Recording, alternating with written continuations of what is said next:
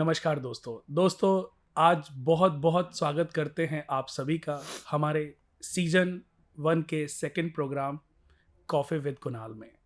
दोस्तों, जैसा कि हमने पिछले संडे जो हमने अपना प्रोग्राम किया था, उस प्रोग्राम के माध्यम से हमने आप सभी को अपना उद्देश्य बताया था कि कॉफ़ी विद कुणाल को करने के पीछे हमारा उद्देश्य क्या है। और उस उद्देश्य में हमने ये भी बताया था कि इसमें हम अपने देश और विदेश के उन तमाम लोगों को आपसे रूबरू कराएंगे जिन्होंने बहुत कम समय में बहुत तरक्की हासिल की है। एस्ट्रोलॉजी का उन्होंने अपने जीवन में प्रयोग तो किया, लेकिन सिर्फ उतना जितना उनके लिए जरूरी था। मैं भी दोस्तों कभी भी मैंने ये कोशिश नहीं की कि मैं ज्योतिष को किसी के भी ऊपर थोपूं। ज्योतिष के माध्यम से लोगों का सही मार्गदर्शन करना, ये मेरा पहला उद्देश्य रहा है। तो दोस्तों, आज हम अपने सीजन के दूसरे प्रोग्राम की शुरुआत कर रहे हैं और इसमें हम अपने साथ लेकर आए हैं इवेंट इंडस्ट्री। जो आप सुनते हैं, शादियां, गाना बजाना, ये सब एक अलग तरीके से प्रेजेंट हो चुकी है।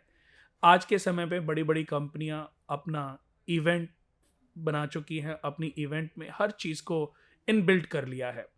तो इवेंट लाइन से ही जुड़े हुए दो महारथी, दो बड़े बिजनेसमैन जिन्होंने बहुत कम समय में, बहुत कम एज में बहुत अच्छी बुलंदियों को छुआ है, हमारे साथ जुड़े हुए। इनको एस्ट्रोलॉजिकल अगर मैं बात करूं तो करीबन 5-6 साल हुए हैं, लेकिन 5-6 सालों से जुड़ने के बाद आज इतने कम समय में मुझे भी ऐसा लगता है और इन्हें भी ऐसा लगता है कि शायद पता नहीं बचपन से ही हमारा शायद कोई रिश्ता था।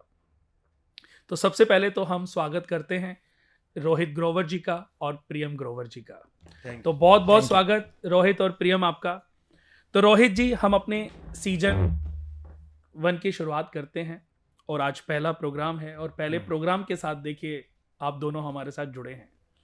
तो सबसे पहले तो मैं चाहूंगा कि आप दोनों की जर्नी लोग सुने और जाने, समझें कि आप लोगों का काम कैसा रहा, जीवन कैसा रहा। आप सूक्ष्म रूप में अपनी एक बार जर्नी हमारे दर्शकों को बताओ, क्योंकि मैं चाहता हूं कि आपसे लोग इंस्पायर हों और आपकी तरह वो सफल बिजनेसमैन बनने के लिए आपकी बातों को अपने जीवन में लागू करें। तो सबसे पहले तो रोहित जी, मैं आपसे चाहूंगा कि आप बताएं। बिल्कुल। हाय कुणाल जी। अब जो लाइफ जर्नी क्या होती है? स्कूल टाइम बहुत बढ़िया जाता है, कॉलेज टाइम मौज मस्ती में निकल जाती है। उसके बाद क्या स्टार्ट होता है? काम। अब उसमें क्या था कि मेरा अगर देखें तो मैंने इतना कुछ काम का ज़्यादा सोचा हुआ नहीं था। अच्छा। मैंने कहा था कि पापा का काम है, अच्छा काम चल रहा है, फैक्ट्री चल रही है, उसमें बैठेंगे आराम से। अच्छा, जाते ही सही बात क्योंकि है। अच्छा काम चल रहा है और पापा ने बहुत अच्छा नाम बना रखा है और वहीं जाके बैठेंगे जी। जैसे ही कॉलेज लाइफ खत्म हुआ, सो क्या होता है, एक कहानी में ट्विस्ट है। हाँ, उस टाइम पे हम एक एस्ट्रोलॉजर के पास जाते हैं। ठीक है। सो वहां पर मेरे पापा को ये गाइड करा जाता है कि वो काम बंद कर दो। अच्छा। जिस काम को मैं बचपन से सोचता हुआ आ रहा था कि मैं उस काम में बैठूंगा, उस एस्ट्रोलॉजर ने बोला कि वो काम को बंद कर दो। वो काम बंद हो गया। कुणाल जी, मैं रोहित ग्रोवर और मैं ये सोच रहा था कि अब मैं क्या करूंगा। सही बात है। आप तो जिस चीज, जो सपना लेकर के बड़े हो रहे थे, वो सपना तो एक एस्ट्रोलॉजर ने ब्रेक कर दिया। सो तब भी हमने ये चीज सोची कि कुछ एस्ट्रोलॉजर बोल रहा है, सो वो ठीक बोल रहा होगा, उसके वे पे चले। काम बंद हुआ, हमने सोचना स्टार्ट करा कि अब क्या करें, कुछ नया क्या करें। सो पापा रियल एस्टेट पहले अच्छा संभालते हैं, वो संभालते आ रहे थे, तो हमने वहाँ पर मूव ऑन करा और वो बहुत अच्छे तरीके से रहा, बहुत अच्छे तरीके से चला। We have build many floors.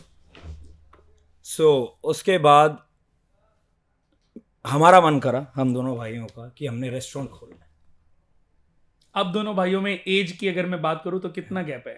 5 years। 5 years। 5 years, लेकिन लगते नहीं हो। सोच एक है ना, सोच ये बात मैंने शायद कई बार बोली है। सभी यही बोलते हैं। सो रेस्टोरेंट हमारा खोलने का मन था और पापा ने उस चीज़ में भी साथ दिया। हर एक चीज़ में पापा हमारा साथ देते हैं। So full support of family. With in a week और 10 days पापा ने बोला कि वहाँ पर आपको रेस्टोरेंट में जाके बैठना है, और हमने वहाँ जाके बैठ गए।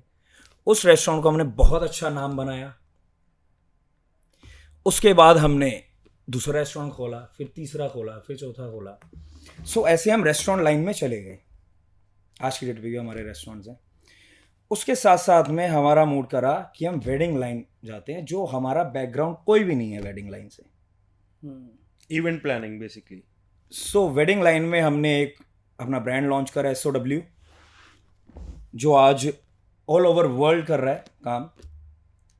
सो वहाँ पर वो जर्नी जो स्टार्ट हुई, हमारा कोई बैकग्राउंड नहीं था, बट मे बी हम दोनों के कर्म इतने अच्छे थे, उसमें हमारे साथ बहुत बड़े बड़े बंदे जुड़ते गए।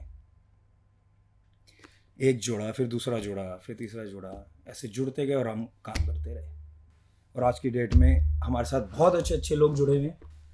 बीच में जैसे हम 4-5 साल पहले आपसे ही मिले और कैसा बॉन्ड बना हमारा, आपने हमारी लाइफ जर्नी बताई, क्या बताया, आप कंटिन्यू करो। प्रियम जी, आप अपने बारे में थोड़ा सा बताएं। तो मेरी कहानी स्टार्ट होती है जब मैं, जैसे ब्रदर ने बताया कि रेस्टोरेंट डैड ने ओपन करवाया, तो that time I was in 10th। तो मैं उस टाइम पे 10th क्लास में था। तो 10th क्लास में एक रेस्टोरेंट का ऑनर होना इज़ अ बहुत बड़ी बात है। यस। और बिजनेस माइंडेड तो बचपन से ही थे, स्टार्टिंग से ही हमारा माइंड थोड़ा बिजनेस माइंडेड था। तो मैं जाके उधर देखता रहता था कि क्या हो रहा है, कैसे हो रहा है, कैसे काम हो रहा है। ये सब चीज़ों में इंटरेस्ट डेवलप होता गया। फिर जब हमने इवेंट इंडस्ट्री के अंदर अपने पैर जमाने चालू करे, तो सारा का सारा हम दोनों ने मिलके वेडिंग इंडस्ट्री को, इवेंट इंडस्ट्री को, कॉर्पोरेट इवेंट्स, छोटे से इवेंट से हमने स्टार्ट किया, बर्थडेज एंड आपकी एनिवर्सरी से आज हम वेडिंग्स भी कर रहे हैं, आज हम बड़े कॉर्पोरेट इवेंट्स भी कर रहे हैं। दिल्ली, इंडिया, दुबई, हम एक बारी दुबई में मिले थे। हाँ। हम एक बारी दुबई में मिले थे आपसे, आप आए हुए थे उस इवेंट में, बाय चांस हम लोग मिले थे। आपको याद है? शायद नहीं है। जी याद है, न्यू ईयर की बात है। न्यू ईयर पे, राइट। वो इवेंट पूरा हमने ही ऑर्गेनाइज करवा रखा था। तो हम लोग करते गए। मैं अपनी स्कूलिंग भी करता रहा साथ में, स्कूलिंग के साथ कॉलेजिंग भी करता रहा, और साथ के साथ काम के साथ भी दोनों चीज़ें पैरेलल में चलाता रहा, और आज हम लोग आपके साथ बैठे हैं। देखो, मैंने कई बार देखा है कि लोग ना, जैसे जो पढ़ाई करते हैं, पढ़ाई के पीछे एक उद्देश्य होता है कि मैंने इंजीनियर बनना है, मैंने डॉक्टर बनना है, लेकिन जब उस पढ़ाई को कंप्लीट करने से पहले ही आपको वे मिल गया, तो मुझे लगता नहीं कि पढ़ाई का कोई महत्व बहुत ज़्यादा कोई रह जाता है। जैसे कि मुझे पता नहीं कि आप लोग कितना इस बात पर बिलीव करते हो, बट मैं बहुत बिलीव करता हूँ कि कर्म ज़्यादा जरूरी है, अच्छे कर्म ज़्यादा जरूरी है, क्योंकि अच्छे कर्म आपके भाग्य को जन्म देते हैं। कर्म से, जैसे एक व्यक्ति पढ़ाई करके बहुत इंटेलेक्चुअल बन जाता है, बहुत पढ़ाई करके बहुत बड़ा आदमी बन जाता है, बहुत अच्छी जॉब मिल जाती है, लेकिन वो राजा नहीं बन पाता। जननी जने भाग्यवान, जननी जने भाग्यवान, और भाग्यवान के द्वार पड़े रहे विद्वान। यानी कि माँ जब एक भाग्यवान बच्चे को पैदा करती है, तो नौकरी करने वाले उस व्यक्ति के पास लाइन लगा करके लोग खड़े होते हैं। बहुत बड़ा उदाहरण धीरू भाई अंबानी जी। उन्होंने, देखिए, मैंने जो थोड़ी उनकी जर्नी, क्योंकि मुझे बहुत बहुत बहुत शौक है कि आप चाहे बिल गेट्स की बात करो, चाहे वॉरेन बुफे की बात करो, चाहे टेस्ला के जो मालिक हैं, चाहे एलवी गुची जो आज जिसके जो ऑनर हैं, मैं ऐसे बहुत सारे लोगों की कुंडलियों को सर्च करने का बहुत शौक है कि इनकी जर्नी कैसे शुरू हुई होगी, कौन से ग्रहों ने इनको बूस्टअप किया होगा, और किस ग्रह की दशा में इन्होंने वो सक्सेस पाई। चाहे वो अमिताभ बच्चन जी की कुंडली हो, चाहे मिथुन की कुंडली हो, चाहे गोविंदा की कुंडली हो, चाहे शाहरुख खान, आमिर खान, सलमान खान, कुंभ लगन में सलमान खान पैदा, अमिताभ बच्चन कुंभ लगन में, या जितने मिनिस्टर्स हैं, लाल कृष्ण आडवाणी जी, अटल बिहारी वाजपेयी, नरेंद्र मोदी जी, पात्रा जी, बहुत सारे, चाहे सोनिया गांधी जी हैं, मेनका गांधी जी हैं, बहुत सारे लोगों की मुझे शौक है कुंडलियों को स्टडी करने का, और फिर ये समझने का कि किस ग्रह की वजह से इन्होंने अपने आप को बुलंदियों पर। यही बात है कुणाल जी, आज the passion you have is you are working for it. जो आप पसंद करते हो, आप अपना काम अब अपने एक अच्छाई से अपने मन से क्यों कर पा रहे हो, क्योंकि आपको अच्छा लगता है वो करना। हाँ सेम गोज विद अस, हम दोनों को भी ये चीज करनी अच्छी लगती है, हम दिल से करते हैं। इनके बारे में दोस्तों एक बहुत प्यारी बात मैं बताना चाहूँगा कि मैंने कई बार बोला कि आज जो इवेंट लाइन में जो इनका ब्रांड है SOW, आप गूगल पे सर्च करोगे या इंस्टाग्राम पे जाओगे SOW डालोगे तो आपको पता चलेगा SOW इनका बहुत बड़ा ब्रांड है। और आज इंडिया ही नहीं, ये यूके में, यूरोप में, इधर इंडोनेशिया, एशियन, इधर दुबई, बहुत जगह इनकी कैटरिंग जाती है। जहाँ जहाँ बड़ी शादी, आजकल आपको पता ही हुआ है लोगों को कितना शौक है अपने बच्चों की शादी विदेशों में करने का और बढ़िया हॉस्पिटैलिटी देने का। तो इनकी हर जगह जो इनका अपना ब्रांड है वो हर जगह जाता है। मतलब सबसे फर्स्ट नंबर जब इनके पास डेट नहीं होती तो लोग फिर दूसरे जो इनके कॉम्पिटिटर हैं उसको ढूंढते हैं। बट मैंने कई बार बोला, मैंने कहा आप जो है अपने आप को कहाँ मानते हो? कह रहे हम तो हमेशा इन्होंने बोला कि, मैंने कहा आप तो शायद नंबर 1 हो इस लाइन में, कि नहीं कुणाल जी हम कभी अपने आप को नंबर 1 में काउंट हम नहीं इस करते। रेस में ही नहीं है सर। तो मैंने बोला कि मैं ये मानने को तैयार नहीं हूं कि आप नंबर 1 नहीं हो, लेकिन इनकी अच्छी बात यह है कि ये अपने आप को कभी भी नंबर 1 नहीं मानते। तो ये एक इंसान की सॉफ्टनेस है। हमें कि- हमेशा सीखना पसंद है। हाँ। हम आज यहाँ आपके साथ बैठे हैं, आपसे भी 2 चीज़ें और सीख के जाएंगे। और हमारे जो गेस्ट हमें देख रहे हैं आज सारे यहाँ पे, हर संडे आपके शो पे आए देखेंगे, जो शायद वो भी हमारे से कुछ सीखेंगे। तो सही हर बात। एक दिन, every day you are living, you are learning something. और ये ही एक अपने जीवन को, अपनी लाइफ को आगे लेके जाने का सबसे बड़ा एक महत्व है, रीज़न है कि आप कुछ नया सीखो, हर एक बच्चे से भी और हर एक आपके बड़े बंदे से भी, चाहे वो छोटा हो चाहे वो बड़ा हो, हर एक बंदे से कुछ ना कुछ सीखो। एक बहुत, हम क्योंकि दोस्तों 5-6 साल हो गए, हम एक इवेंट प्रोग्राम में ही, एक क्रिकेट मैच होते जैसे अवार्ड शो होते हैं, तो उसी एक अवार्ड शो में मुझे भी इनविटेशन था, मुझे भी बुलाया गया था। तो वहाँ पर एक मेरे बहुत अच्छे दोस्त हैं, आपने सुना भी होगा, मीत ब्रदर्स ने Yes, इनसे मुझे इंट्रोड्यूस कराया। तो हरमीत मेरा बहुत अच्छा दोस्त है, तो उसने इंट्रोडक्शन कराया कि कुणाल जी आप जानते हो उनको? मैंने कहा मैं नहीं जानता हूँ।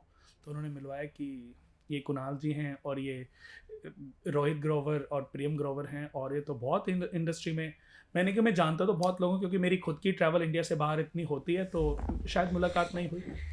उसके बाद वो, क्योंकि उनका मैच था, वो तो चले गए मैच खेलने। उसके बाद हमने कम से कम खड़े होके 1-1.5 घंटे बात की होगी। और वहाँ जो हमारी वाइब मिली। आपको एक बहुत बड़ी बात बताता हूँ, मैंने लाइफ में अपनी कुंडली किसी को दिखाई ही नहीं थी अच्छा, सीरियस? आज तक लाइफ में। मतलब मेरे को अपना डेट ऑफ बर्थ तो पता था, बट मेरे को ये नहीं पता था मैं कहाँ पे पैदा हुआ और मेरा टाइम क्या है पैदा होने का। जब आप मिले, आपसे वाइब एक मैच हुई, हम दोनों जब आपसे बात कर रहे थे, तो आपसे जो वाइब आई हमारे को, एक पॉजिटिविटी जो आई, तो मेरे को लगा कि यार एक बार मेरे को भी कुछ जानना चाहिए। तब मैंने आपसे हल्का सा मम्मी को फ़ोन करा, उसी टाइम मम्मी से पूछा। मम्मी को तो पता ही होगा कि कितने टाइम पे हमारा बॉर्न हुआ है। मम्मी से ऑन द स्पॉट मैंने टाइम पूछा कि मम्मी कितने बजे मेरा बर्थ हुआ था। मम्मी ने टाइम बताया, डेट ऑफ बर्थ बताई, मैंने उसी टाइम फिर आपको बताया। सबसे लाइफ में पहली बारी मैंने कुंडली आपको दिखाई है, आज से 5 साल पहले। चलो ये तो बहुत अच्छी बात फिर है। नेक्स्ट टाइम आपके ऑफिस आए थे। फिर हम आपके ऑफिस आए, क्योंकि आपकी वाइब आई हमारे को। एक अच्छा, किसी को हम, आप कुंडली देख रहे हो, हम काम तो कर ही रहे हैं, हम सब कुछ कर रहे हैं, अपने कर्मास की वजह से कर रहे हैं, या अपने मॉम डैड की सपोर्ट की वजह से कर रहे हैं, या जैसे भी कर रहे हैं। बट आपने जो 2-3 चीज़ें हमें ऐसी ऐसी बताई जो सिर्फ हमें पता थी, तो उससे थोड़ा सा बिलीव हुआ कि यस, उस वजह से फॉलो करने का मन करा।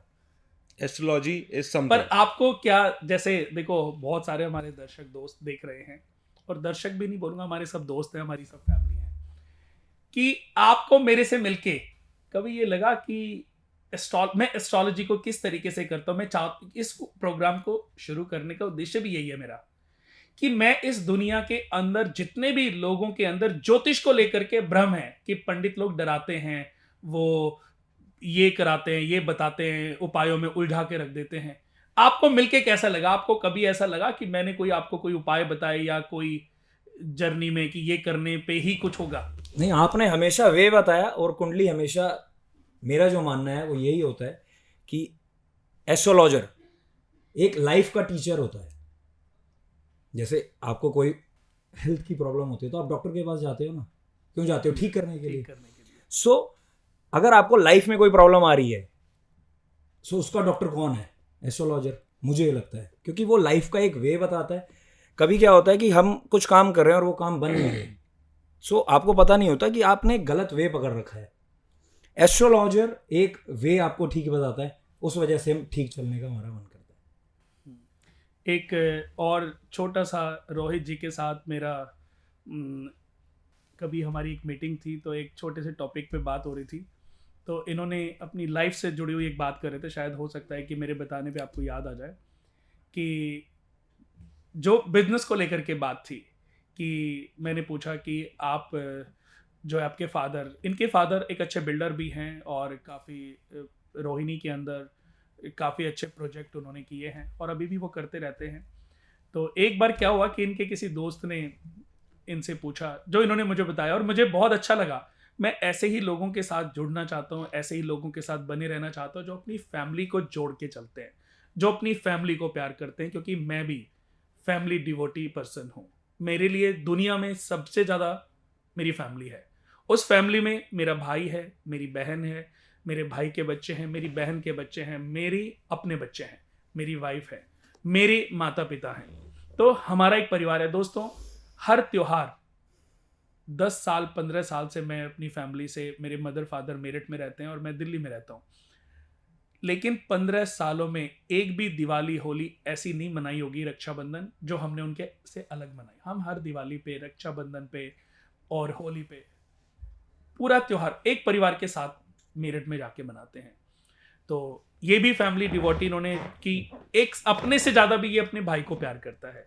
और ऐसी अगर मैं प्रियम की बात करूं तो प्रियम के बातों में भी ये बात आती है कि वो अपने से भी ज़्यादा अपने भाई को प्यार करती है, एक दूसरे की ताकत है। तो एक बार इसको सवाल किया किसी ने कि ये आपके फादर, जैसे अभी बताया था कि आपके फादर का बिजनेस है, तो उन्होंने बताया कि फैक्ट्री है हमारी और कंस्ट्रक्शन का भी थोड़ा बहुत काम करते हैं। तो उसने पूछा ये आपके पिताजी का काम है कि आपके पेरेंटल चला रहा है कि दादाजी परदादाजी? तो उन्होंने बोला नहीं, मेरे पापा का काम है। दोस्तों, कितना फक्र होता है जब हम अपने पिता की तारीफ करते हैं कि आज मेरे पीछे मेरे पिता का हाथ है। ये बिजनेस किसका है? मेरे पिता ने खड़ा किया। पिता पे हर बच्चे को फक्र होता है और होना भी चाहिए। अब दोस्तों, उसका दोस्त, इसने भी ये बात बोल दी, इसको तो फक्र है अपने पापा पर, था, है और रहेगा। लेकिन जब ये घर की तरफ चला, तब ये सिर्फ एक ही चीज सोचे जा रहा था कि जैसे आज मैंने फक्र किया है, कल को मेरा बेटा भी मेरे ऊपर फक्र करे, मुझे वो करके दिखाना है। और दोस्तों, उसी दिन से, शायद इसने बताया था कि उसी दिन से मैंने ठान लिया था कि मुझे अपनी फैमिली से अलग होकर, अलग अपने दम पर कुछ करके दिखाना, अपने पिता की नजरों में भी। देखो, एक पिता किसी को भी सक्सेस देख के खुश नहीं हो सकता। अगर वो खुश हो सकता है तो सिर्फ अपने बेटे की तरक्की को देखकर। हर पिता सिर्फ अपने पुत्र की तरक्की को देख करके खुश हो सकता है, और ये हर किसी के साथ होता है। तो वो बहुत अच्छी बात लगी कि आपने फिर अपना इवेंट लाइन, तो मेरे ख्याल से पिताजी का भी कोई रोल इसमें नहीं था, नहीं रहा। और आज मेरे ख्याल से दोस्तों ये सच बात है कि इन बहुत बड़े बड़े जितनी भी बड़ी शादियां होती हैं इंडिया की या इंडिया के बाहर भी, जो हिंदू करते हैं, आजकल एक बहुत अच्छा चल रहा है कि आज 400-500 लोगों को लोग विदेश भी लेकर के जाते हैं और बहुत अच्छी हॉस्पिटैलिटी देने की कोशिश करते हैं। तो इनकी अपनी एक कैटरिंग होती है, अपना एक नाम है SOW। तो उससे इन्होंने बहुत अच्छा नाम कमाया, और उसके साथ ही इन्होंने और भी बिजनेस में धीरे धीरे अपने आप को डाइवर्ट करना शुरू किया। यानी कि जब एक जगह प्रियम अगर नहीं है तो रोहित खड़ा है, तो रोहित ही अपने आप में प्रियम है। और जहां पर प्रियम है, रोहित नहीं है, तो भी प्रियम किसी को ये फील नहीं होने देता कि रोहित यहां पर नहीं है। एक दूसरे की ताकत बने हुए हैं, और ये अच्छी बात है। बिकॉज अगर आप साथ जुड़े हुए हो, आपकी फैमिली साथ जुड़ी हुई है, सो वो काम हमेशा मल्टीप्लाई होगा। आप अकेले करते रहोगे, आप कितना काम करोगे, कोई ज़्यादा काम आप नहीं कर पाओगे। बट अगर आप फैमिली को पूरा जोड़ के रखोगे तो आप मल्टीप्लाई करते रहोगे काम अपना। कितना काम आप सोच सकते हो, कितना काम आप कर सकते हो, क्योंकि आर्मी बनी हुई है वो पूरी। ये दोस्तों बहुत अच्छी बात है कि इन्होंने अपनी पहचान अपने दम पर बनाई और अपने आप को समझा। लेकिन दोस्तों अब हम बात करने वाले हैं, क्योंकि इस प्रोग्राम का जो उद्देश्य है लोगों को पथ दिखाना है, लोगों को ट्रैक पर लाना है। जो हमारे बहुत सारे ऐसे दोस्त हैं जो बहुत सारे एस्ट्रोलॉजर्स के चक्कर में उलझे पड़े हैं। एक पंडित के पास गए, उपाय किए, फिर दूसरे के पास गए, फिर तीसरे के पास गए। कितने पंडित बदलोगे आप अपने जीवन में, लेकिन बदलने के बाद भी सॉल्यूशन तो शायद नहीं मिलेगा, क्योंकि अगर मिलना होता तो कोई पहले एस्ट्रोलॉजर से ही आपको सॉल्यूशन मिल गया होता। अभी जैसे कि हम इनको लाने का उद्देश्य है, एक तो इनकी पथ जर्नी, दूसरा इन्होंने अपने जीवन में ज्योतिष को कितना अपने आप से जोड़ा है। अगर मैं बात करूं कि कोई एस्ट्रोलॉजर, चाहे कुणाल है, चाहे XYZ, कोई भी अगर आकर के बोले कि आप ये पूजा करो, ये मंत्र जाप करो, ये उपाय करो और दिन रात यही उपाय करते रहो और आपको कहीं जाने की जरूरत नहीं, घर बैठे ही पैसा आएगा, तो क्या इस बात पर कितना बिलीव आप करते हैं? ये तो वही बात हो गई कि मंदिर में पूजा कर लो, पढ़ाई करो मत और जाके एग्जाम दे दो, पास हो जाओगे पास। नहीं हो पाओगे। यही मैं आपसे आपको एस्ट्रोलॉजी के साथ कर्म भी अपने अच्छे रखने पड़ेंगे, उसके हिसाब से आपको काम भी करना पड़ेगा, तब आपको जाके वो फल मिलेगा। आजकल स्कूलों में बच्चे जिनको जो रट नहीं पाते या पढ़ नहीं पाते, वो पेपर चालू करने से पहले ऊपर भगवान का नाम लिखते हैं, जय माता दी, जय माता दी लिखने से नंबर तो पूरे नहीं आएंगे, उसके लिए तो पढ़ना ही पड़ेगा ना। लिखना अच्छी बात है, मैं कह रहा हूँ चलो ये बुरी बात नहीं है, बट चलो ओम लिखो, जय गणेश, शुरुआत के लिए अच्छी शुरुआत अच्छी है, बट पढ़ाई करनी जरूरी है। नंबर तो पढ़ना भी तो पड़ेगा उस चीज के लिए, पढ़ना पड़ेगा, समझना पड़ेगा और उसको पेपर के आंसर में लिखना पड़ेगा, क्वेश्चन के आंसर में तो लिखना ही पड़ेगा। क्योंकि जो टीचर होगा वो पता नहीं, हो सकता है वो शिव जी को मानता हो, उसका बिलीव ही ना हो माता जी में। क्योंकि आजकल देखिए सबके अपने अपने अलग, चलो खैर ये तो एक अलग टॉपिक हो गया।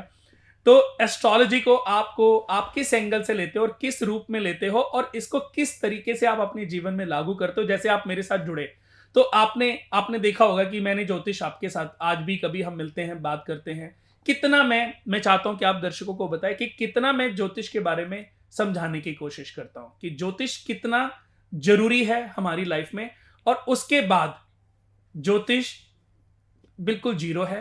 क्योंकि जब आप कर्म ट्रैक पर चलते रहोगे, मैं चाहता हूं कि आप अपने आप ये बताएं। मैं आपको एक इंसिडेंट बताता हूं, शायद आपको याद आएगा जी। आप दुबई थे, मैं इंडिया था, हमारा कांटेक्ट नहीं हो पा रहा था। बीच में 15 दिन मेरी बहुत ज्यादा तबीयत खराब हो गई थी जी, जब मैं बेड से भी नहीं उठ पा रहा था। आपको याद आया? हाँ। जब मैं वापस आया था, जब आप वापस आए, उसकी कुंडली दिखाई, मैंने कहा मैं 15 दिन से कुछ भी नहीं किया मैंने और इतना परेशान हो रखा हूं। प्रियम ने मुझे कुंडली दिखाई और कुंडली देख करके मैंने बोला तेरे ऊपर 15 दिन के लिए केतु आया था, 27-28 दिन के लिए। और उस डेट के बाद ही इसने नोटिस किया कि मेरी, और इसने कहा भैया तो आप मुझे मिले क्यों नहीं, जब ये मेरा टाइम खराब था आपने मुझे बताया क्यों नहीं, और इस पीरियड में आप मुझे मिले क्यों नहीं। दोस्तों ये बहुत बड़ी बात है, बहुत समझने वाली बात है कि ईश्वर नहीं चाहता था, ईश्वर चाहता था कि अगर इससे कोई गलती हुई है तो इसका प्रायश्चित करे। देखो ग्रह क्या है, ये राहु, केतु, शनि, शुक्र, मंगल, बुध, सूर्य, इनका हमसे कुछ लेना देना, ये हमारे दुश्मन थोड़ी ना है, इनको हमसे अटैचमेंट है। सारे ग्रह हमसे अटैचमेंट रखते हैं, सारे ग्रह हमें कुछ देना चाहते हैं, लेकिन हमारे कर्मास की वजह से, हमारी बुरी सोच की वजह से, हमारी गलत संगत की वजह से, हमारे गंदे विचारों की वजह से, हमारे गंदे आचरण की वजह से, हमारे अंदर जो ईर्ष्या भाव है दूसरों के प्रति, हम जो कलेशबाजी करते रहते हैं, हम जो बड़े बुजुर्गों का आदर सत्कार नहीं करते, हम जो जीव जंतुओं के प्रति हमारे अंदर दया भावना नहीं है, इस चीज से वो बहुत कल्पित हैं और वो चाहते हैं कि हम ट्रैक पर आए। इस कारणवश जब उनकी दशाएं आती हैं तो वो अपने फल देती हैं। हर ग्रह हर किसी की कुंडली में अच्छा नहीं हो सकता, उसी तरीके से हर ग्रह हर किसी की कुंडली में खराब भी नहीं हो सकता। तो अगर कोई चीज खराब है तो आपकी कुंडली में अच्छाइयां भी बहुत हैं, तो अच्छाइयों को हमें ताकत देनी है और खराब जो चीजें हैं उनसे हमें क्षमा मांगनी है, उसका हमें प्रायश्चित करना है। तो केतु की अंतर्दशा, सूक्ष्म अंतर्दशा आई थी, तो मैंने बोला, तो इन्होंने बोला भैया फिर आपने उपाय क्यों नहीं बताया, आपको पता नहीं था? मैंने कहा नहीं, अगर मैं देखता तो उपाय बताता ना, पर देखो मैं नहीं था तो तुमने भी मुझसे नहीं पूछा। यानी कि जब तक ईश्वर नहीं चाहता आप उसकी मर्जी के बिना कुछ नहीं कर सकते। आप उपाय तो तभी करोगे ना जब आपको सही ज्ञान मिलेगा। राइट। भाई मैंने बोला आपकी कुंडली देखी और कुंडली में देखा कि आपके 7वें घर में चंद्रमा बैठा है। 7वें घर में चंद्रमा के होने से पत्नी ऋण दोष बनता है। अब इसका उपाय है किसी गौशाला में जाकर 100 गायों को चारा खिलाओ। पर कब खिलाओगे? जब पता चलेगा। जब पता लगे। और पता कब चलेगा? जब आपका प्रायश्चित पूरा होगा। तो इनको में कब मिला? जब 2 दिन बाद केतु की दशा अंतर्दशा सूक्ष्म दशा खत्म होने वाली थी। तो इन्होंने बोला कि भैया, मैंने कहा 2 दिन में, कह रहा लेकिन अब तो मैं काफी फिट भी हूं। यानी कि जितने दिन इसको प्रॉब्लम थी मैं इंडिया में ही नहीं था। अब जब मैं इंडिया में नहीं था तो इसने बात भी नहीं करी, और फिर जब बात करी तब तक 2 दिन बचे थे, तो मैंने कहा और मैं ठीक भी हो गया था। हाँ, तो मतलब वो मेरे को एक, मेरा शायद कर्मा था जो कोई किसी जन का, जैसे कभी मैं एक सबसे बड़ा, इस दुनिया का सबसे बड़ा उदाहरण है हमारे भीष्म पितामह। भीष्म पितामह जब बाणों की सैया पर पड़े थे, बाणों की सैया पर लेटे हुए थे, तो दर्द तो हो ही रहा था क्योंकि 6-7 दिन बीत चुके थे। तो एक दिन माधव कृष्ण भगवान आए उनके पास, क्योंकि वो जानते थे कि उनके मन में बहुत क्यूरियोसिटी चल रही है, ये जानने की, समझने की कि ये कष्ट उनको क्यों मिला है। तो वो उनके पास आए, तो उन्होंने उनको नमस्कार किया कि वो जानते थे कि ये कृष्ण जो हैं वो नारायण का ही अवतार है, साक्षात नारायण है, साक्षात नारायण, साक्षात नारायण, क्योंकि सुदर्शन के साथ कृष्ण भगवान ही पैदा हुए थे। तो उन्होंने पूछा, माधव मेरे हाथ क्योंकि बिल्कुल छिदे पड़े हैं, लेकिन फिर भी मेरी इच्छा है कि मैं आपको प्रणाम करूं, अभिवादन करूं आपका, लेकिन मैं असमर्थ हूं। पर मेरी सबसे बड़ी समस्या ये है कि मैं चाह करके भी ये समझ नहीं पा रहा हूं कि मुझे किस पाप का ये फल मिला है, मुझे किस पाप की ये सजा मिली है। तो कृष्ण भगवान ने बोला कि आप भी तो अंतर्यामी हो, आप भी तो दूरदर्शी हो, आप अपने जन्मों में पीछे जाके देखो।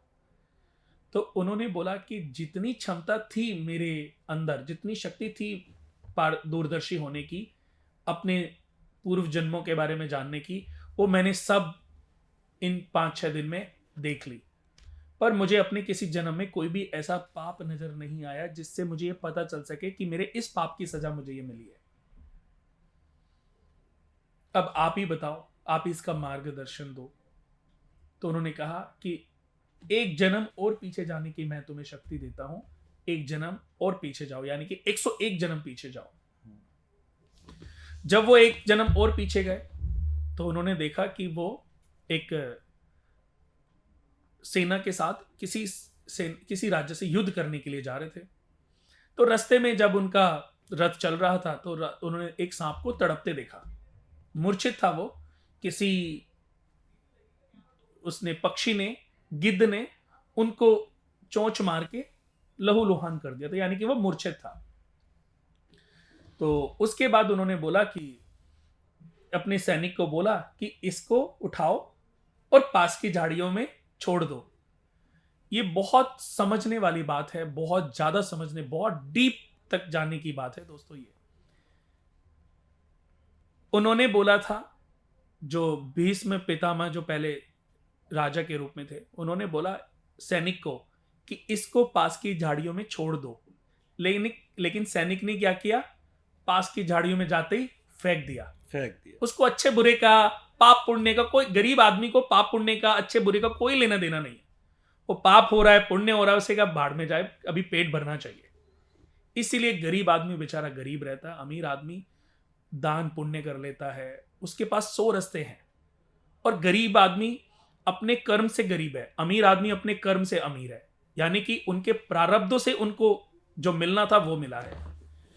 इस जन्म के कर्मों से हम अपनी तकदीर और दिशा बदल सकते हैं, बशर्ते कि हमें समझ आ जाए कि हमारी कुंडली में या हमारे अंदर काबिलियत कितनी है। बट नहीं समझ पाते, बहुत लोग नहीं समझ पाते। उसने पास की झाड़ियों में फेंक दिया, उसे क्या फर्क? उसको ये नहीं पता कि इसकी कितनी बड़ी सजा भीष्म पितामह को किस जन्म में भुगतनी पड़ेगी। रखने और फेंकने में फर्क होता है। रख छोड़ने में और फेंकने में फर्क होता है। अब इसका पाप, ये आदेश किसने दिया था? भीष्म पितामह। भीष्म पितामह ने उनको खुद छोड़ना चाहिए। जब उनको दिखा तो उनको खुद छोड़ना चाहिए था, उनको लेकिन कर्म अच्छा करना चाहिए था। उन्होंने क्या किया कि उस सैनिक को बोला, अब सैनिक ने फेंका तो उस पाप का फल भी भीष्म पितामह को। अब वो सांप कंटीली झाड़ियों में फंस गया, और जितना वो सांप उन झाड़ियों से निकलने की कोशिश करता उतना वो और फंसता चला गया। तो 2, 4, 5, 6 दिन बाद उसकी तड़प तड़प करके मृत्यु हो गई। 6 दिन बाद उसकी, 6, 7, 8 दिन बाद उसकी मृत्यु हो गई। और उसका फल अब भीष्म पितामह को ये समझ आ गया कि प्रभु में समझ गया वाकई ये गलती। जो समझदार युग लिखने वाले महापुरुष लोग होते हैं उनको पता होता है हर अच्छाई का और हर बुराई का। उनको पता था ये पाप हुआ है मुझसे। ये ना चाहते हुए भी उनसे गलती हो गई। हाँ, उनको पता था उनको सैनिक को नहीं बोलना, क्योंकि उन्होंने देख लिया ना उस सांप को फंसे हुए। जीव हत्या हो, मनुष्य हत्या हो या जंतु हत्या हो, कोई भी हत्या ही होती है। अब उनको समझ आ गया कि मेरे इस पाप का फल जो है मुझे। अब उनका दूसरा सवाल, प्रभु 101 साल बाद मुझे ये कष्ट क्यों मिला? जब मुझसे गलती हुई तो ये सजा तो मुझे अगले जन्म में मिल जानी चाहिए थी। उनका सवाल तो सही था कि मुझसे गलती हुई तो अगले जन्म में मुझे ये सजा मिल जानी चाहिए थी। ये 101 साल बाद प्रभु मुझे ये समझ नहीं आया। तो उन्होंने कहा उसके बाद तुमसे कभी कोई पाप ही नहीं। ये पाप जो तुमसे हुआ था, इसका जो फल तुम्हें मिलना था, यानी कि ये पाप हर जन्म में तुम्हारा द्वारपाल बन के खड़ा हो जाता था कि तुम एक गलती करो और ये तुम्हारे घर में प्रवेश कर जाए और तुम्हें मृत्यु दंड दे डाले। लेकिन उसके बाद हर जन्म में ये तुम्हारे द्वारपाल बन के ही खड़ा रहता, क्योंकि तुमने कोई पाप किया ही नहीं, पाप कर ना होने दिया, कर्म अच्छे रखे। लेकिन इस जन्म में तुमने जब द्रौपदी का चीरहरण सामर्थ्य होते हुए, यानी कि इस धरती का कोई मनुष्य आपसे जीत नहीं सकता था, ना वो शस्त्रों में जीत सकता था, ना वो ज्ञान में जीत सकता था, ना वो शक्ति में जीत सकता था, लेकिन फिर भी आपने उस पाप को, उस अधर्म को होने दिया। तो उसकी सजा, उसके कर्म अब आप कहते हो कि मैं सिंहासन से अपनी प्रतिज्ञा से बंधा हुआ था। ये प्रतिज्ञाएं, ये कसमें, ये सब छूट जानी चाहिए जब किसी स्त्री का अपमान हो रहा हो। सामर्थ्यवान इंसान को रक्षा करनी चाहिए। जब जिस पल तुमने ये पाप अपनी आंखों के आगे होने दिया, उसी पल वो पाप, 101 जन्म पुराना पाप तुम्हारे घर में प्रवेश कर गया, और उसी पल ये डिसाइड हो गया था कि तुम्हारी मृत्यु ऐसे होगी। दोस्तों, ये कर्म का फल है। हर इंसान जो अपने जीवन में कर्म करता है, उस कर्म का एक पुण्य फल मिलता है। हर पाप का भी और अच्छे कर्म का भी फल मिलता है। तो यही जो आपने अच्छे कर्म के, ये कर्म पुण्य में कन्वर्ट हो जाते हैं, और यही पुण्य प्रारब्ध के रूप में हमें जन्म दिलाते हैं कि हमें कौन सा घर मिलेगा, हम कहाँ पैदा होंगे, हमारे फादर इंजीनियर होंगे, डॉक्टर होंगे, अंबानी होंगे, अडानी होंगे, या कौन बनेंगे, कहाँ हमारा जन्म होगा, ये सिर्फ हमारे कर्म डिसाइड करते हैं। मनुष्य कभी, बच्चे ने जन्म लिया, उसको क्या पता कि वो फुटपाथ पे पैदा हुआ है या राजा के घर में। जब वो बड़ा होता है, समय आता है, तब उसको समझ आती है कि मेरे पिता के ऊपर इतना कर्जा था, ये कर्जा भी मुझे जन्म के साथ ही मिल गया। अब बड़ा होता है तो उसको पता चलता है मेरे पिताजी के पास तो अरबों खरबों की प्रॉपर्टियां हैं, तो जन्म के साथ ही मैं इस स्टेट का मालिक हो गया। तो ये कैसे जन्म के साथ पता नहीं चलता, लेकिन कुछ समय बाद पता चलता है। तो हर चीज हमें अपने कर्म अनुसार प्राप्त होती है। तो दोस्तों, हमारे इस प्रोग्राम का उद्देश्य भी यही है कि अपने कर्म ट्रैक का ध्यान रखें। माता पिता की सेवा, गुरुजनों का आदर सत्कार, छोटों के प्रति प्यार, जीव जंतुओं के प्रति दया भावना आपके अंदर हमेशा होनी चाहिए। जो व्यक्ति उपायों के साथ कर्म का ध्यान रखता है या कर्म के साथ वो कुछ सॉल्यूशंस भी कर लेता है, शायद वो बहुत तरक्की कर जाता होगा। पर जब दोस्तों मेरे पास कोई आता है, जैसे मैं, अगर आप देखेंगे तो मैं अपना नाम कुणाल कुमार के नीचे लाइफ डिजाइनर लिखता हूँ। लाइफ डिजाइनर क्यों लिखता हूँ? मैं ये कहता ही नहीं कि मैं कोई महाज्ञानी पंडित हूँ, मैं कोई भगवान का दूत हूँ। मैं तो एक आम इंसान हूँ, आपके जैसा इंसान हूँ, आपका दोस्त हूँ। मैं सजेशन दे रहा हूँ। जैसे आप बीमार पड़े, आप डॉक्टर के पास गए, डॉक्टर ने आपको मेडिसिन दी, आप ठीक हो गए। ऐसे ही अब आप मेरे पास आए हो अपनी लाइफ को लेकर के। तो लाइफ को पढ़ने का, समझने का, उसको इंप्लीमेंट करने का ज्ञान में रखता हूं। मैं आपकी कुंडली से ये आपको बता सकता हूं कि आपके लिए ये लाइन बेस्ट रहेगी। इसी को लाइफ डिजाइन कहते हैं। तो मैं क्या कर रहा हूं? एक लाइफ डिजाइन कर रहा हूं आपकी कुंडली में जो ग्रह स्थितियां हैं उसके आधार पर मैं हूं आपका दोस्त, आपका मित्र। तो मैं चाहता हूं कि मेरे जितने, और मैं ये सत्यता भी है कि जितने भी दुनिया में, इंडिया में भी और इंडिया के बाहर भी जो हमारे क्लाइंट्स हैं, वो हमारे लिए हमारी फैमिली मेंबर की तरह हैं। या जितने भी लोग हमसे मिलने आते हैं, उनको लगता ही नहीं कि कुणाल एस्ट्रोलॉजर है। उनको लगता है कि कुणाल तो यार बिल्कुल हमारा फैमिली पर्सन इंसान है। जैसे कि 5 सालों में देखो, हम अगर देखें तो रिश्ता कहाँ से कहाँ पहुंच गया। कई बार ऐसे लगता है कि जैसे पता नहीं कितने सदियों से हम एक दूसरे को जानते हैं। एग्जैक्टली।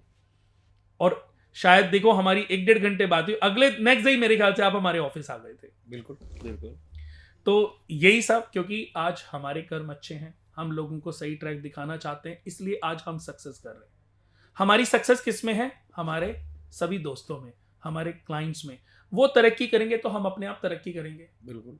हमने देख लिया ना कि किसी को 10, 20, 50 उपायों में उलझा के रखो, लेकिन इससे उसका समय नष्ट हो रहा है। उसको वो चीजें बताओ जो उसके लिए जरूरी है, जिस चीजों से वो भ्रमित है।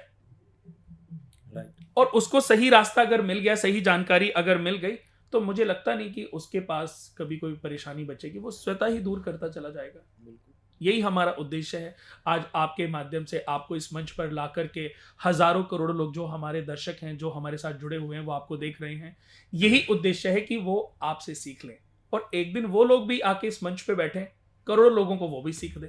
और कुणाल जी, सबसे अच्छी चीज़ आपकी, जो आप हमारे मित्र हैं, बड़े भाई हैं, सबसे अच्छी चीज़ जो हमें लगी, हम आपके ऑफिस आए, आप आज भी मेरा हाथ देख सकते हैं, मैंने कोई अंगूठी नहीं पहन रखी, कोई स्टोन नहीं पहन रखा। अननेसेसरी आपने कभी भी कोई गलत राय या उपाय हमें नहीं बताया कि ज़बरदस्ती आपने हमें कोई चाहे स्टोन पहना दिया हो कि आप ये पहन लीजिए, वो पहन लीजिए, आपके साथ ये हो जाएगा, वो हो जाएगा। आपने कहा ठीक है, इफ़ आपकी लाइफ अच्छी चल रही है, आपको ठीक लग रहा है, तो आपने मेरे को एक सलाह दी थी कि आप पुखराज पहन सकते हो, बट ठीक है, if you are doing good, no problem, अच्छा है तो मत पहनो, कोई दिक्कत नहीं है। कोई आपने ज़बरदस्ती हमें कोई कुछ थोपा नहीं। यही एक बहुत अच्छी आपकी चीज़ है कि आप पैसे को साइड में रख के आप एक लाइफ डिज़ाइन जो कर रहे हो, वो एक अपने पैशन की वजह से कर रहे हो, जो आपको अच्छा लगता है उसकी वजह से कर रहे हो। इसके लिए आपका थैंक यू है सो मच। मुझे भी लगता है कि मेरा भी ये पैशन है। जैसे मैं कभी किसी के घर पे गया और वहां पर 2 बज गए, तो मेरे लिए ये मैटर नहीं करता यार मुझे नींद आ रही है, मेरे लिए 3 बज गए, 4 बज गए, मैं इसको एंजॉय करता हूँ। आप अपने मन से कर रहे हो। हाँ, क्योंकि मुझे खुशी होती है। बट मैं चाहता हूँ कि मैं जिसके साथ जुड़ूं, जिसके लिए मैं जो काम करूं, उसको सक्सेस मिले।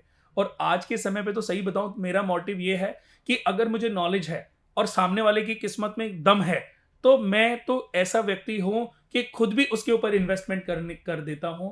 कई बार ऐसे बहुत सारे हमारे क्लाइंट्स हैं, बहुत सारे ऐसे दोस्त हैं कि मुझे लगा यार इसकी कुंडली में तो इतनी बड़ी सक्सेस लिखी हुई है, लेकिन आज ये इसका, अगर मैंने इसको पैसे खर्च कराए तो आज शायद इसका विश्वास टूट जाएगा या इसको विश्वास नहीं होगा, या आज इसके पास पैसे नहीं है जिसकी वजह से ये नहीं कर सकता। लेकिन अगर मुझे ज्योतिष में विश्वास, क्योंकि मैं तो ज्योतिष करता हूं, अगर मुझे विश्वास है, तो मैंने कई बार ऐसे बहुत सारे लोग हैं जिनके लिए कुछ चीजें कराई और बाद में आपको सही बताऊं, मेरी सोच से भी कई गुना पैसा उन्होंने मुझे दिया। जैसे आपने हमें बोला था रोहित जब 1000 करोड़ आ जाएंगे तब मेरे को 100 करोड़ दे दियो।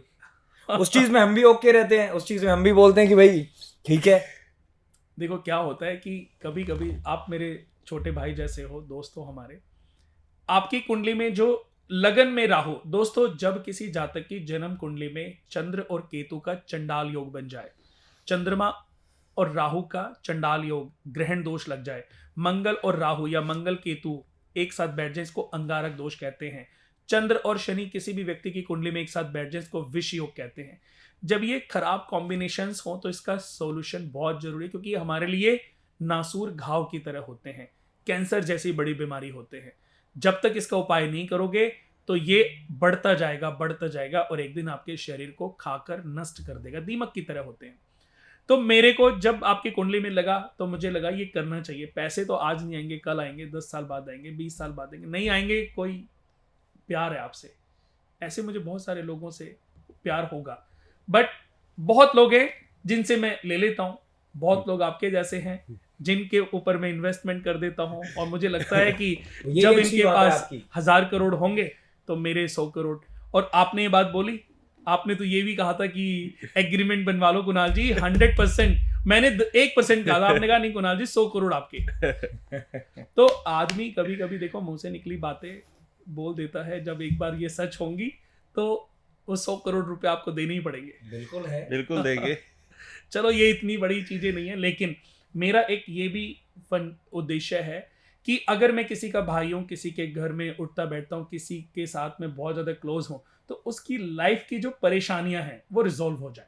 यानी कि आपकी लाइफ में, पथ में अगर एस्ट्रोलॉजिकल कोई प्रॉब्लम्स हैं तो मेरा फर्स्ट उद्देश्य बनता है कि उनको सबसे पहले सॉल्व किया जाए। जैसे कि आपने पुखराज पहना है और आप अब इस पे अच्छा विश्वास करते हो, बिल्कुल आपको मैंने रिकमेंड किया, बट मैंने कहा अभी तेरा टाइम ऐसा है कि अभी जरूरत नहीं है, क्योंकि अभी सही बताऊं प्रियम, जैसे कि मैं प्रियम जी की कुंडली भी हमने डाली हुई थी और रोहित जी की भी कुंडली, तो प्रियम की जो रोहित की जो कुंडली है वो है वृश्चिक लगन। वृश्चिक लगन दोस्तों दुनिया का सेकंड नंबर का सबसे बड़ा हॉरोस्कोप होता है। फर्स्ट नंबर पे वृषभ लगन, सेकंड नंबर पे वृश्चिक लगन, थर्ड नंबर पे कुंभ लगन, फोर्थ नंबर पे सिंह लगन। तो आपकी वृश्चिक लगन कुंडली है और आपकी कुंडली में सप्तमेश लगन में बैठे हैं, अखंड साम्राज्य योग। मैं बात करूं दुनिया का सबसे बड़ा राजयोग होता है अखंड साम्राज्य योग, वो आपकी कुंडली में बना हुआ है। इसीलिए मैंने ये आपको पूजा बताई थी और इसीलिए मैंने कहा इसको मैं अपनी तरफ से करा, क्योंकि जिस व्यक्ति की कुंडली में अखंड साम्राज्य योग हो उसको राजा बनने से कोई नहीं रोक सकता। सिर्फ रुकावट बनते हैं हमारे प्रारब्ध। प्रारब्ध यानी कि हमसे पूर्व जन्म में जो गलतियां हुई हैं, जो पाप कर्म, उसका प्रायश्चित कभी कभी हमें करना पड़ता है। तो उस यज्ञ के माध्यम से मैंने वो प्रायश्चित ही आपका कराया और वो हर इंसान को करना चाहिए। आपकी कुंडली में भाग्य के मालिक चंद्रमा 10वें घर में बैठे हैं, लगन में शुक्र जो कि सप्तम भाव के मालिक हैं वो बैठे हुए हैं, बृहस्पति पंचम भाव के मालिक एकादश भाव में बैठे हुए हैं, एक पुत्र एक पुत्री का योग है, संतान थोड़े से इश्यूज आएंगे लेकिन 2 बच्चों का अच्छा योग है आपके कुंडली में। पेट से रिलेटेड थोड़ी सी प्रॉब्लम्स आपको रहेंगी, कभी कभी मैरिड लाइफ में थोड़े से इश्यूज आएंगे, कभी कभी आप अपनी चीजों को समझाने में वीक हो जाओगे, यानी कि आप प्यार तो बहुत करोगे अपनी पत्नी को पर आप वो समझा नहीं पाओगे जो क्वालिटी प्रियम के अंदर है। मैं बात करूं प्रियम की कन्या लगन कुंडली है, बहुत चालाक समझदार, इसको पता होता है कि सामने वाले के अंदर क्या चल रहा है और ये उसका जवाब इमीडिएटली पहले रेडी दे देता है।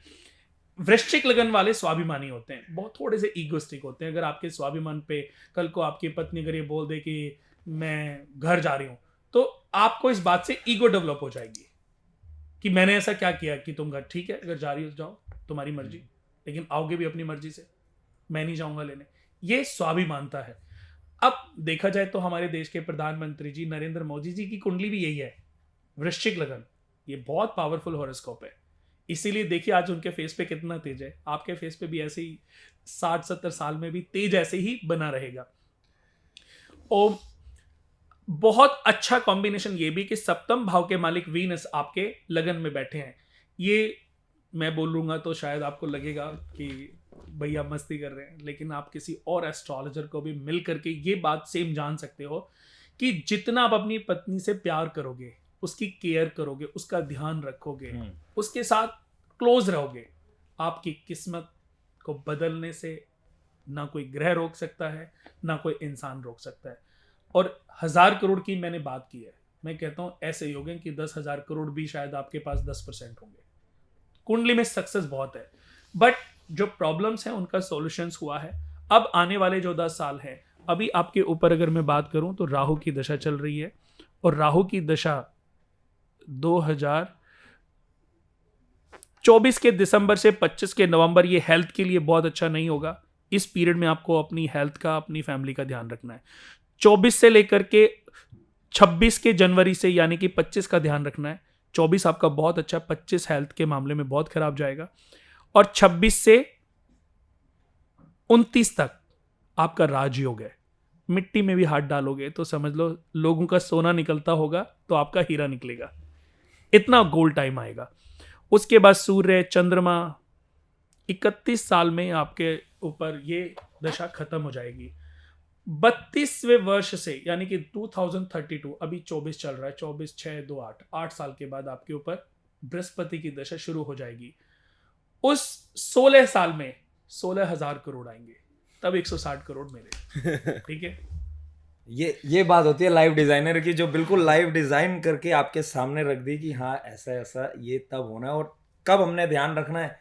हाँ। वो भी चीज आप बताओगे। देखिए, आपकी पत्नी हमारी छोटी बहन की तरह है, एक फैमिली की तरह है। आपकी फैमिली, चाहे वो मम्मी हो, पापा हो, बहन हो, हमारा बहुत क्लोज रिश्ता रहा है। तो अगर कल को आपकी लाइफ में कोई इशू आएगा तो अंकल आंटी क्या बोलेंगे कि कुणाल बेटा आपको तो पता होना चाहिए था, आपको तो ये चीज पहले अलर्ट करनी चाहिए, पता होना चाहिए था। बिल्कुल। तो हमारे लिए अगर मैं देखूं तो अगला साल थोड़ा सा टफ है, और उस टफ का सॉल्यूशन है दोस्तों। हर टफ चीज का, हर ग्रह के खराब होने का सॉल्यूशन है। सॉल्यूशन क्या है? हमारे अंदर अपने काम पर, अपने क्रोध पर, अपनी वासना पर, अपनी नेचर प्रवृत्ति पर कंट्रोल रखना आना चाहिए। पुराने ऋषि मुनि क्या होते थे? सबसे पहले वो अपने मन को नियंत्रित करते थे। मन हमारे शरीर में सबसे डेंजरस है। मन रावण है, आत्मा सीता है।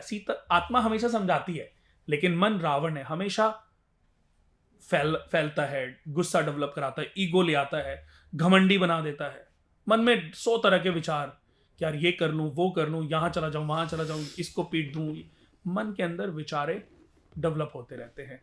तो मन रूपी रावण सीता रूपी आत्मा को रोज हरण करता है। तब ये राम रूपी पुरुष इस भक्ति रूपी हनुमान की सहायता से मन रूपी रावण से सीता रूपी आत्मा को रोज मुक्त कराता है। दोस्तों, यही रामायण का सार है, हमें समझ आना चाहिए। केतु की दशा आएगी तो केतु की दशा में बहुत, अभी मैंने कुछ दिन पहले अपनी स्टोरी में भी डाला था, सबसे अच्छा आप गणेश भगवान की आरती करो। ये तो उपाय हो गया, आपको समय। अब नेचर में अगर मैं बात करूं तो आपके अंदर अगर किसी समय पर किसी को कष्ट मिल रहा हो, कष्ट हो रहा हो, तो आप अपनी सामर्थ्य अनुसार उसको हेल्प कर दो, तो आपका जो कष्ट है, प्रकोप है, वो हमेशा के लिए चला जाएगा। और जब भी पाप ग्रह आते हैं तो कोई ना कोई आपकी परीक्षा लेने के लिए वो आपके सामने किसी ना किसी को जरूर भेजते हैं। बट 99% अब हम इन ग्रहों की परीक्षाओं में फेल हो जाते हैं। हम पुरानी पिक्चरें अगर देखें, मैथोलॉजी सीरियल्स देखें, तो इंद्र देवता एक बार क्रोधित होकर के कहीं जा रहे थे, रास्ते में उनके शिव भगवान एक अघोरी का रूप धारण करके लेट जाते हैं। अब इंद्र देवता कहते हैं, हे अघोरी, मुझे तुम्हें लांघना बिल्कुल भी पसंद नहीं है, हटो यहां से।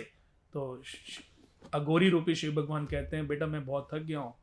जैसे आपने, चलो ये तो आपने नहीं सुना होगा, लेकिन एक बहुत प्यारा इंस्टेंट है, जब हनुमान जी एक वानर के रूप में लेटे हुए थे और भीम जो है अपने काम के लिए कहीं जा रहे थे।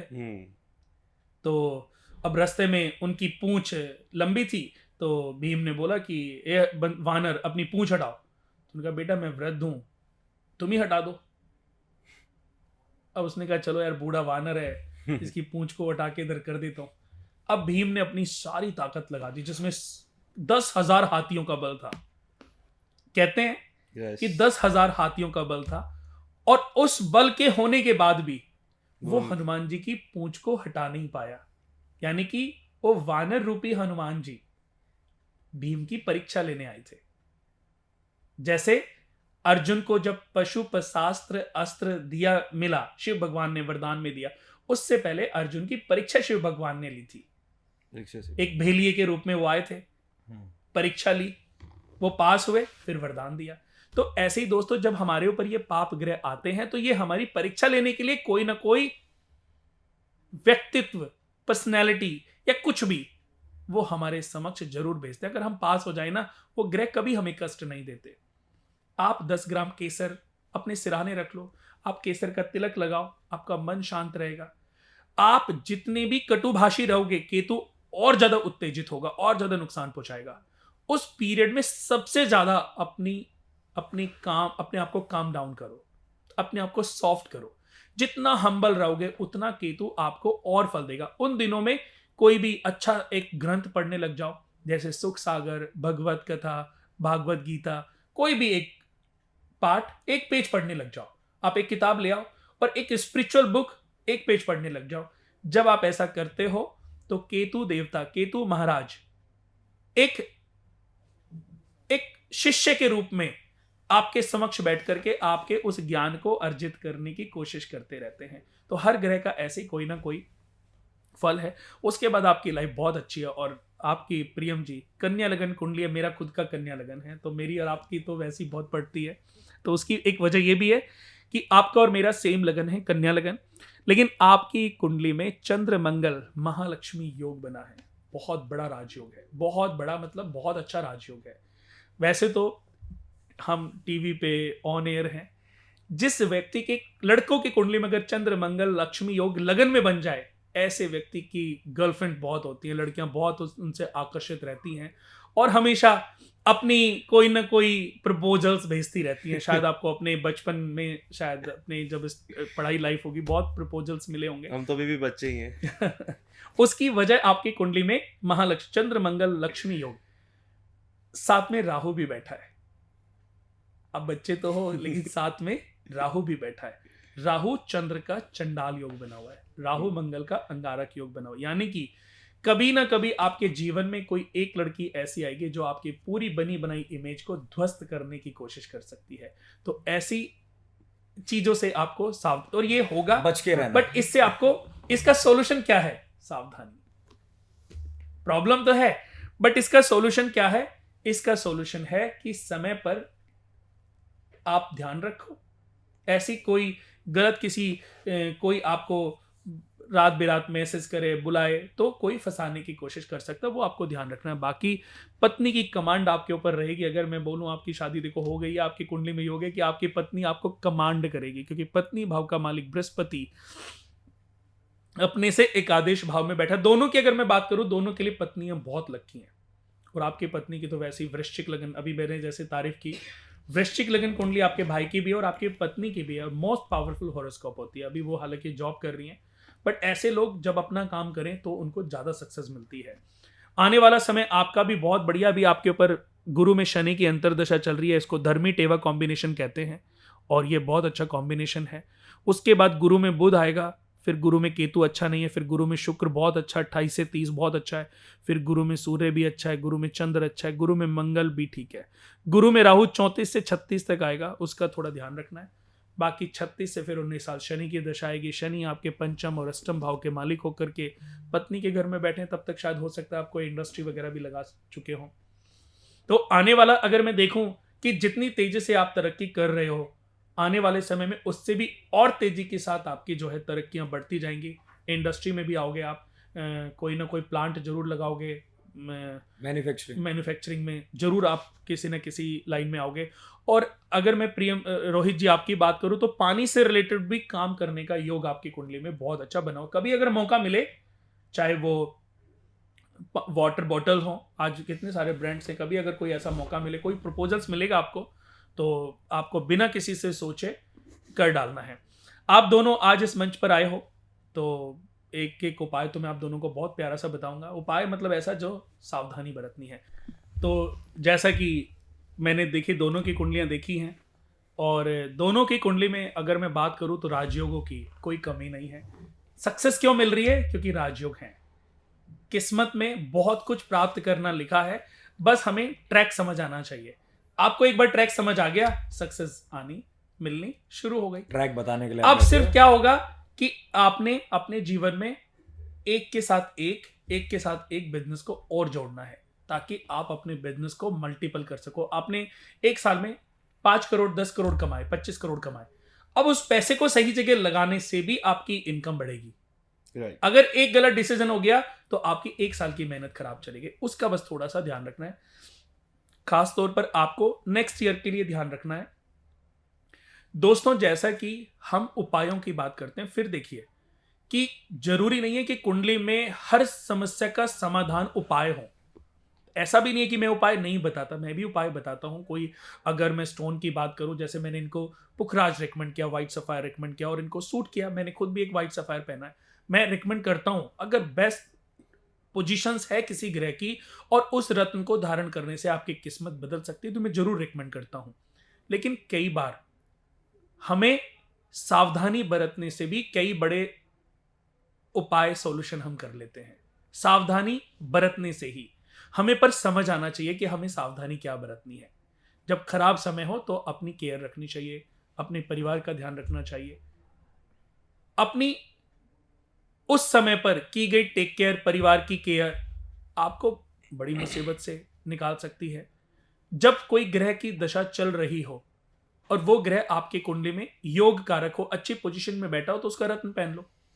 अगर वो ग्रह नीच का है, खराब है, अशुभ बैठा हुआ है, तो उसके दान कर सकते हो।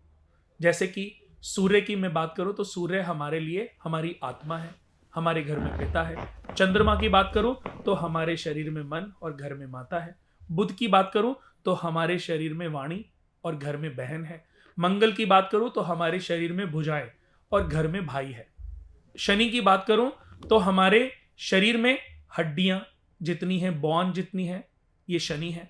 और हमारे घर में जितने भी सेवादार हैं, सर्वेंट्स हैं या ड्राइवर या जो भी हमारी सोसाइटी एरिया में सफाई कर्मी लोग हैं, वो शनि है, उनकी केयर करना।